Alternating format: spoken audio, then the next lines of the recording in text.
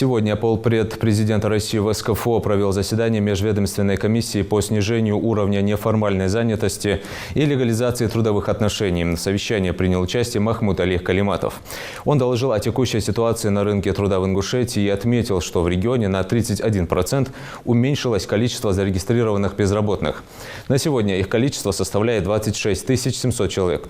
Уровень регистрируемой безработицы также снизился на 5% по сравнению с аналогичным периодом прошлого года и составил 10%.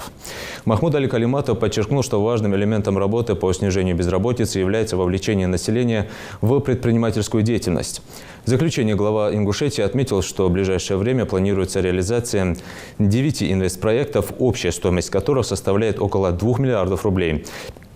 При реализации проектов запланировано создание более 400 рабочих мест. Во всех регионах нашего округа продолжена работа по реализации мероприятий региональных планов по противодействию теневой занятости. Вместе с тем, в условиях действующих ограничений по отдельным направлениям отмечается снижение эффективности данной работы. Так, в соответствии с постановлением правительства Российской Федерации от 10 марта 2022 года номер 336, Государственная инспекция труда ограничивает в своих полномочиях по реализации мер, направленных на снижение уровня теневой занятости.